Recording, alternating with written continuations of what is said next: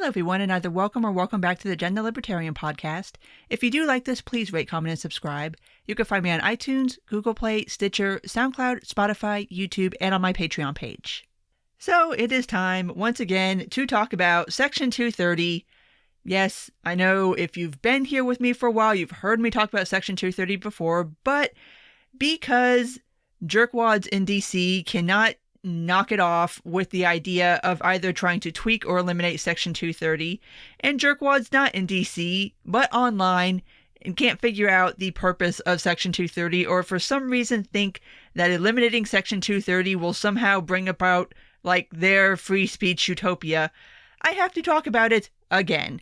And this is also kind of a companion piece to my piece this week in Rockin' News, where I do talk about Section 230 and kind of give more of a backstory of how it came to be and what its purpose is and the importance of it. So link to that will be in the show notes.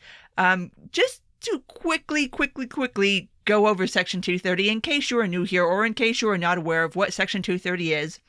It is, at this point, kind of a piece of standalone law. It was part of the Communications and Decency Act, but the rest of that act was struck down as unconstitutional. The point of that act was to try to establish certain sort of speech norms and activity norms on the internet. And this was back in 96. So this was back when the internet was first kind of starting to become like a consumer product that was starting to be in widespread use. Like I said, the majority of the act, obviously with the exception of Section 230, was deemed unconstitutional because Congress cannot do such things as dictate, speech. It's kind of part of the First Amendment. It's right there. You just got to look it up. But the verbiage of Section 230 is really short. It's really easy to understand. And I don't understand why people keep misinterpreting it or thinking it says something other than what it says. Here's what it says. No provider or user of an interactive computer service shall be treated as the publisher or speaker of any information provided by another information content provider. Basically, what this is saying that if you provide a platform that allows for third-party content, I mean, this is obviously all of social media. This would be any kind of comment section on any kind of website.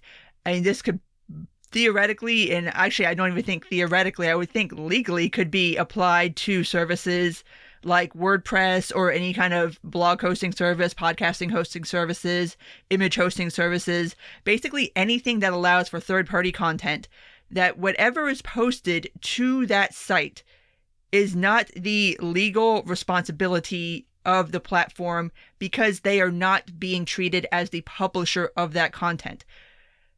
This is what annoys me first off about the Section 230 argument, is everybody keeps wanting to make this argument that if any kind of site moderates, that means they're a publisher. Per Section 230, they are not. It is the whole point of Section 230 to say that if a platform hosts third-party content, they're not responsible for the content. And that, yes, they can moderate without being sued or being considered the publisher of the content that they do allow on. So yes, the question of publisher versus platform is already answered within Section 230. Please stop asking. But the reason I wrote this piece and the reason why it is kind of back in the news again is there were a couple of interesting developments as far as certain sites changing their TOSs.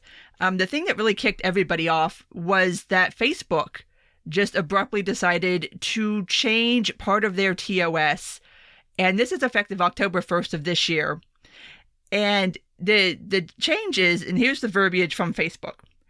Section 3.2 of our Terms of Services will be included will be updated to include we also can remove or restrict access to your content, services, or information if we determine that doing so is reasonably necessary to avoid or mitigate adverse legal or regulatory impacts on Facebook.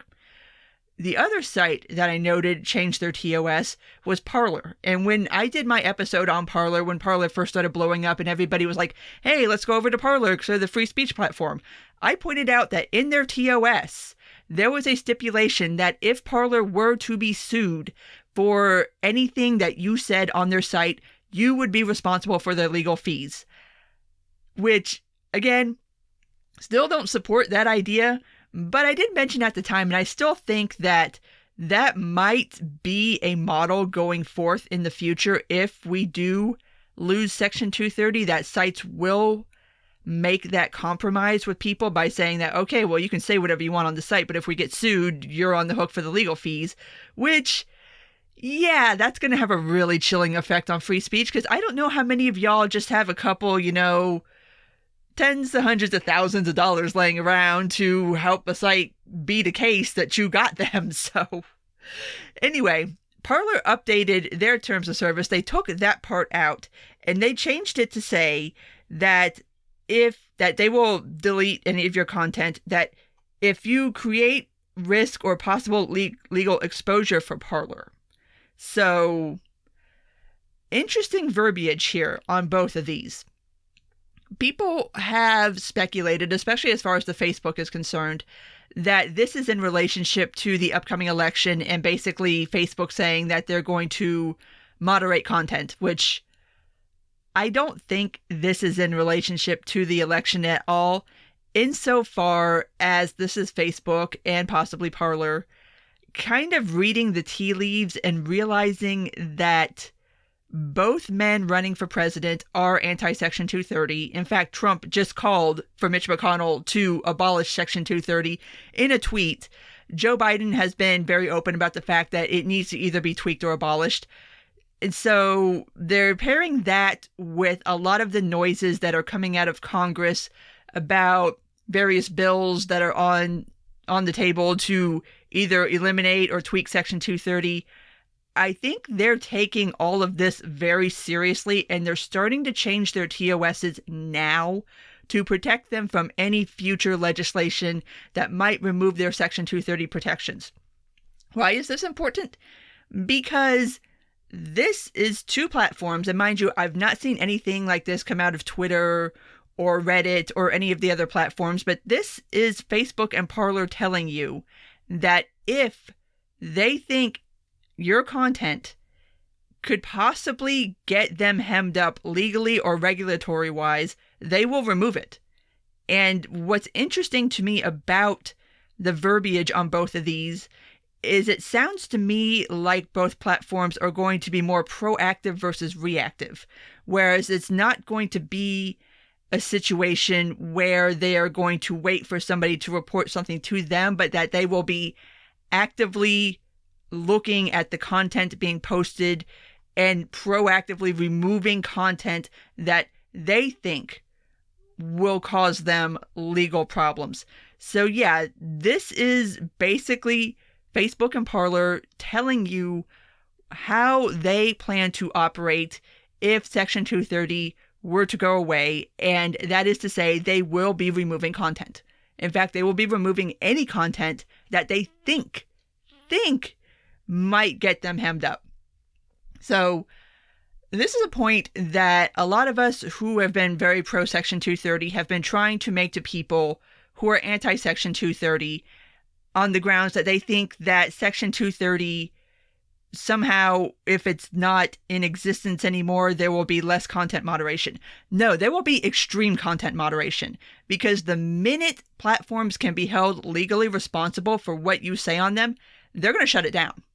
It's not going to be some wide open, everybody say whatever the hell they want. They're going to start pulling content. And this is Facebook and Parler telling you flat out, we are going to pull content if we think that this can be damaging to our platform.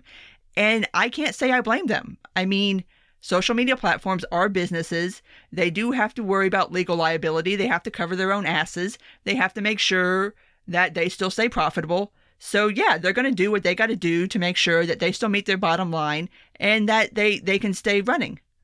So yeah, this is what we have been trying to tell you for ages now, is that without Section 230, you are going to have extreme content moderation. There's no way for there not to be extreme content moderation. That's going to be what it is. It's not going to be all of a sudden like, oh, well, now all the conservatives get to say whatever they want. Like, actually, I can see a scenario where without Section 230, social media platforms are going to look at political speech in general and say, you know what?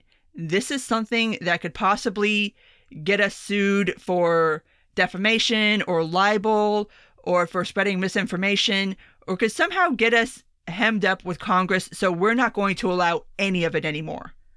All of us are going to be screwed. They're going to be like, nope, no more political discussion. You guys can go and talk about sourdough bread recipes. That's what you can do. But you're not going to talk about politics. So it's so backwards to think that without Section 230, there's going to be less content moderation.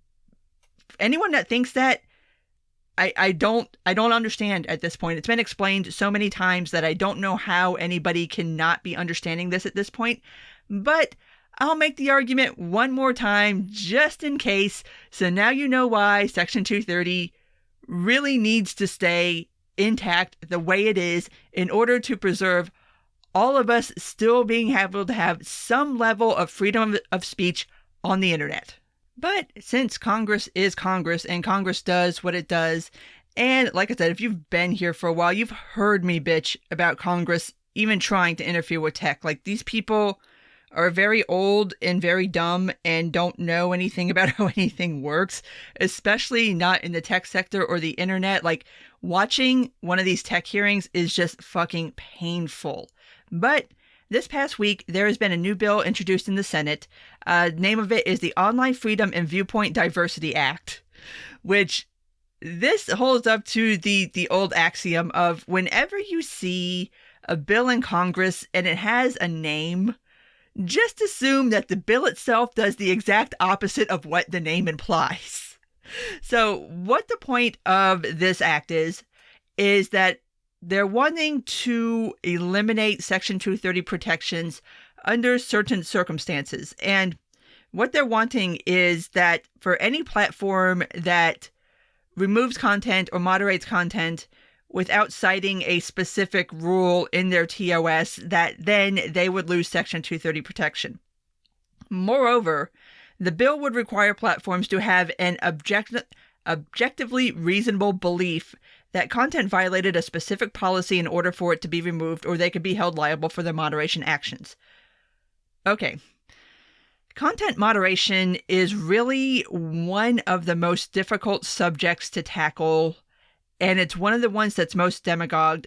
If you have not yet, go read Tarleton Gillespie's The Custodians of the Internet. It is a fantastic book that really helps drive home the difficulty of content moderation, and especially when you're talking about things like objectivity and having to make split-second decisions about whether a specific piece of content does or does not meet the TOS and what goes down and what stays up.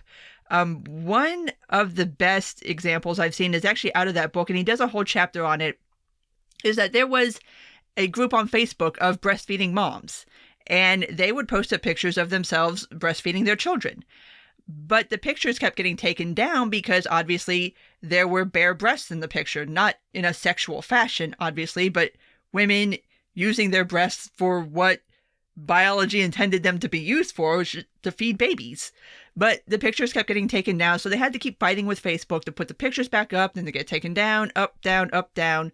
But it really demonstrates the difficulty of really trying to objectively draw that line between what is and is not acceptable on a social media platform, because obviously Facebook has rules regarding nudity on the platform. And usually when you think about nudity, you're thinking about it in like a sexual fashion, but these pictures were not sexualized. They're just women feeding their children and celebrating being moms and breastfeeding and trying to share advice with each other. And so it highlights how difficult the whole concept of content moderation is. And when you talk about having an objectively reasonable belief that content violated a specific policy, take that and pair it back with how Facebook is moderating or changing their TOS. They're changing it to where they think that if they can be held legally responsible, they will take it down. Or if it's something that they feel like they could possibly be held responsible for, they will take it down. Again, objectivity is objective. And so who is going to be the person to make these decisions? It's just like, it's an irritating conversation to keep having, because it seems like people seem to think that there is just this just right amount of content moderation that can be easily had. And there just isn't. We've got two options right now. You've got humans to do it, which there are platforms. Obviously, most social media platforms do have groups of people who that's their job is, you report the stuff to them and then they look at it and then they decide whether it goes up or down. But even that is kind of a stressful job. According to Gillespie's book, he spoke to somebody who actually held that job for a time, and the average time that a worker has to make that decision, whether or not a piece of content stays up or comes down, is about 8 seconds. So not a lot of time to sit around and parse nuance and try to figure out like, oh, well, maybe this one slides, maybe this one doesn't.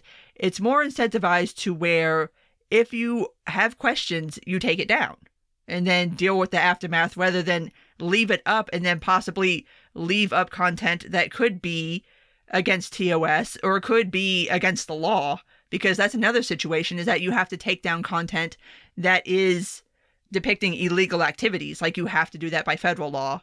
So it's not that simple. And it's also a job where obviously you do get exposed to some pretty heinous stuff. And there's a lot of burnout that comes along with that, of having to like look at the dregs of humanity for 8 hours a day. It's like, there's only so much you can ask of a person to do as far as that's concerned. I mean, that's got to be just completely emotionally draining and soul sucking.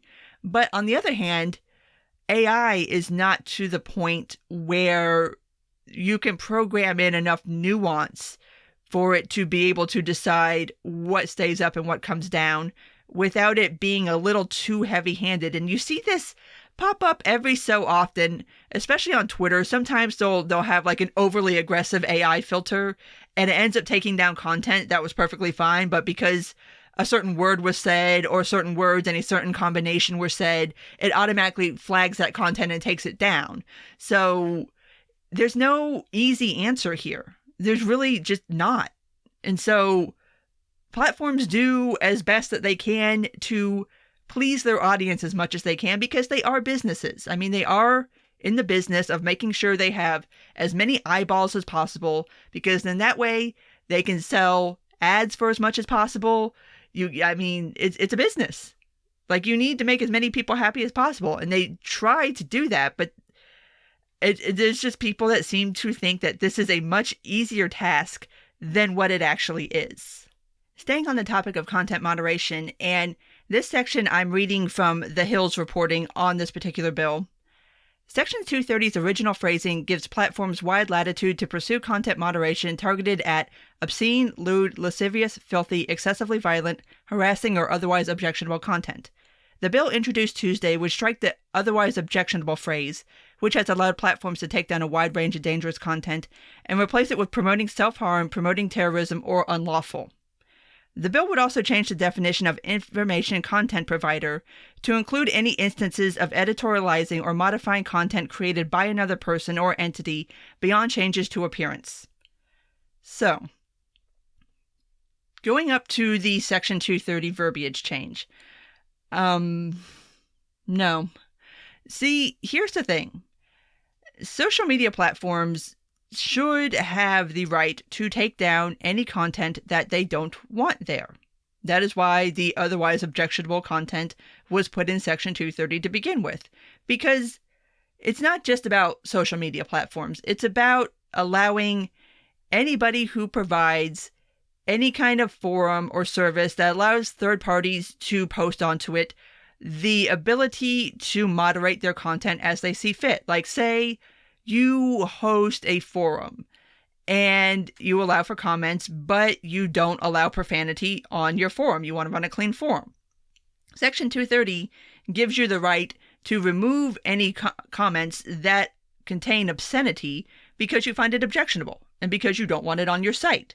So this isn't only about Twitter kicking people off or Twitter deleting certain things or forcing people to delete certain things. Like, this has a wide-ranging effect on a lot of different people who moderate content for a lot of different reasons. Some of which are benign, some of which are less than benign. But it's still your right as a platform to determine what you do and do not want on it, even if you do allow third-party people to post it. That doesn't mean that you're co-signing anything that you do leave on, and doesn't mean that you're engaging in any kind of editorial process. You're just basically saying, I don't want this content on my site, so I'm deleting it off my site. That's it. And it's a right that everybody should have that provides some kind of interactive service. I mean, you can like it, dislike it, but that's how it should be. I mean, you do get to dictate what goes on your platform.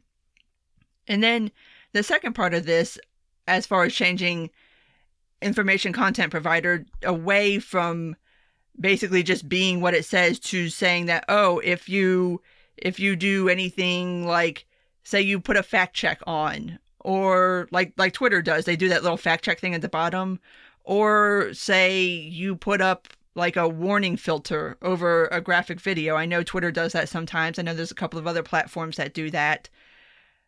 Does this now mean that you don't have Section 230 protection? Because that doesn't seem very right. Like, of course, you should be fact-checking things. I mean, if there's... And this goes to a thing, like, there's so many people that want social media platforms to act as some kind of great fact-checking warehouse. And it's like, first of all, it's not even possible. You can't do that with this kind of level of just sheer volume of stuff that gets posted on a daily basis. Second of all, I mean, you're not changing the content, you're adding to the content. I don't know if legally speaking that should be counted as all of a sudden making you a publisher, any more so than, say, if you make a tweet and I reply to it, that doesn't make me the publisher of your tweet. Like, I'm just replying to your tweet. And as far as removing any kind of ability to, like I said, place like a warning filter over something graphic, over a graphic video or a graphic picture, that is not going to be very helpful to anybody, because those are things that should exist. I mean, you should have something like that for people who are more sensitive, or they don't want to just be scrolling through their TL or just scrolling down Facebook and inadvertently see something graphic that they didn't want to see. Or God forbid, your kid's scrolling and then you see, I don't know, you see a picture of a guy getting shot or run over or something. Like, those filters exist for a reason, and there's a very good reason. And again, this goes to why content moderation is important, because if you can't moderate content, then all of a sudden you could have all kinds of stuff on the internet, and there's no way of saying that, well, you got to take that down. It's just, I do not understand why this is still such a difficult topic for some people to wrap their head around. Section 230 exists for a very good reason. It provides a very, very important function. We don't have interactivity on the internet without it. You don't have social media. You don't have comment sections. You don't have any platform that would allow you to just publish to the platform without going through an editing process. And that's kind of the other joke that people make on social media, is that without Section 230, basically you tweet and then you get like put into a queue to wait for like a Twitter editor to look at your tweet and approve it, which that's how normal publishing works. And that's why publishers are held to a different standard than platforms, because usually on a publisher, obviously when I post on Rocket News or I post on Arc Digital, like, it goes through an editorial process. So yeah, when they post it up on their site, they're saying, yes, we looked at this content and decided that yes, we want to post it on our site. Twitter doesn't work that way. Like, you post something to Twitter and it's up there. You post something to Facebook and it's there. Like, there's no editor. So why you would want one, I don't know. Or why you would want, like, I don't even know how, especially conservatives, I'm not sure how this would even work logistically, because their whole thing is, well, we want viewpoint diversity, we want viewpoint balance. So we want to make sure that there's just as much conservative views as liberal views, kind of like the fairness doctrine, basically. But like, I don't even know how you would apply that to social media. Like, is there going to be a room of people and there's just like a pile of beans, and then we just put like, okay, here's one for the conservative, one for the progressive, one for the conservative, one for the progressive. And then how do they decide, like, okay, say we have an imbalance one day. Say we have way more conservatives posting this day than progressives. Well, how are we going to balance out this content? Like, who's getting their content taken down so that everything's equal? Because that's what's going to happen. Like, if you want it equal, then somebody's going to lose content. I mean, it makes no sense to me logistically. And I understand that conservatives feel like social media bias against them, although looking at the numbers, especially on Twitter and on Facebook, it's a little hard to make that argument when you see what the top posts are, especially on Facebook. I mean, the top 10 are consistently on a daily basis on Facebook conservative posts, like by far.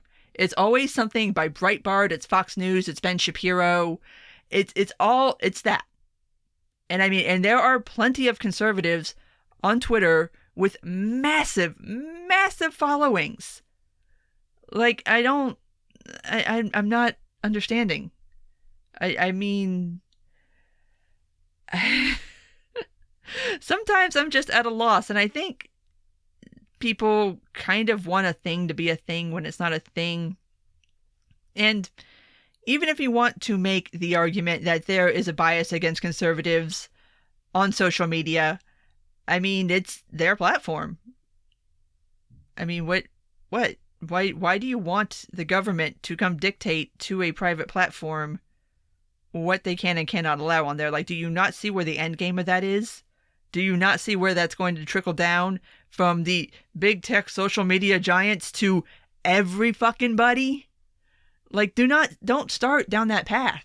Don't ask the government to come in and start regulating who gets to say what on the internet. That's bad.